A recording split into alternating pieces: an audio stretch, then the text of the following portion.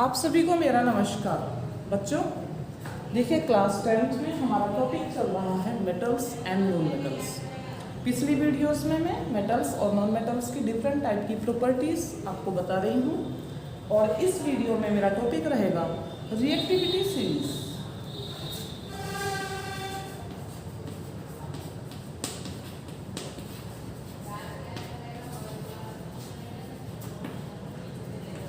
Reactivity series या सक्रियता श्रेणी।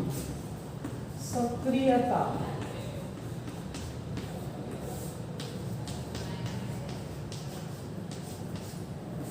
बच्चों, सबसे पहले तो हम जानेंगे कि ये सक्रियता श्रेणी या रिएक्टिविटी सीरीज क्या है।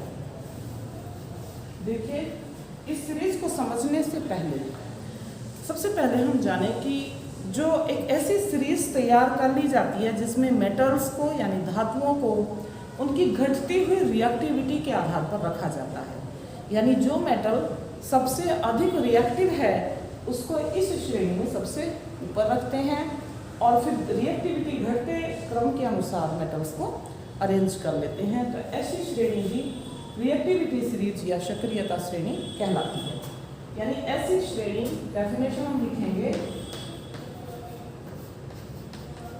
ऐसी श्रेणी जिसमें मेटल्स को, जितने भी हमारे मेटल हैं उनकी सक्रियता के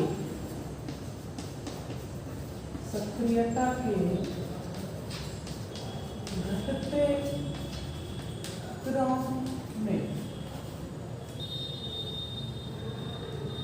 क्रम में रखा जाता है, सक्रियता श्रेणी कहलाती है।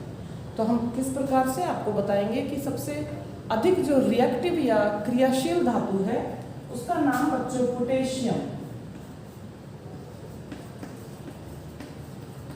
पोटेशियम सर्वाधिक रिएक्टिव मेटल है, सर्वाधिक क्रियाशील धातु है।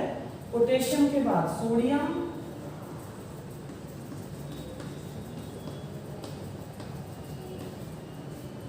सोडियम के बाद कैल्शियम,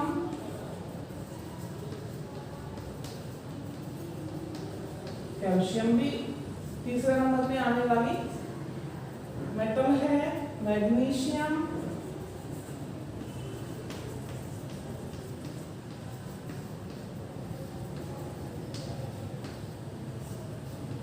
मैग्नीशियम के बाद एल्यूमिनियम,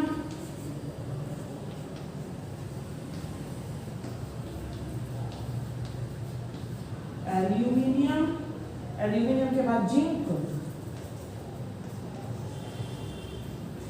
जिंक को बच्चों जस्ता भी कहते हैं, जिंक धातु।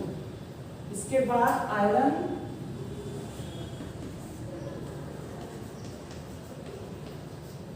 आयरन के बाद लेड,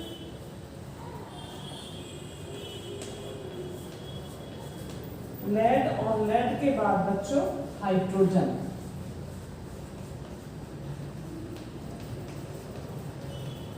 हाइड्रोजन और स्पेस हमारा खत्म हो रहा है इसलिए मैं थोड़ा सा आगे लिखूंगी। हाइड्रोजन के बाद कॉपर,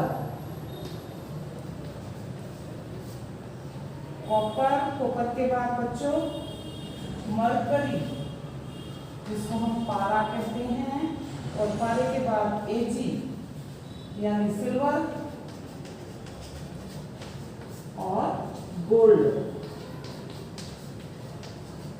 तो देखिए, इस प्रकार से एक सीरीज बना ली गई है जिसको रिएक्टिविटी सीरीज या सक्रियता श्रेणी कह रहे हैं।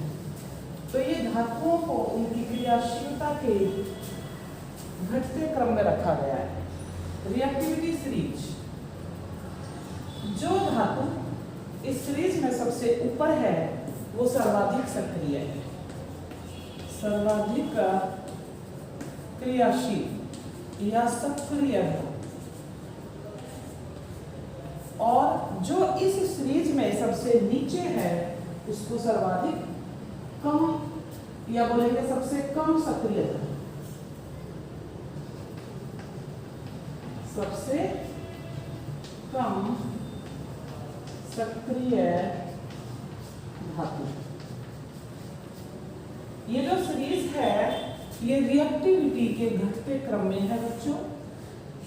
ऊपर से नीचे की ओर आने पर इसकी सक्रियता क्रम से घट रही है। तो रिएक्टिविटी सीरीज को आपने समझा। अब मैं आपसे इसमें से 2-3 क्वेश्चन करूंगी, क्वेश्चंस का आप मुझे जवाब देंगे।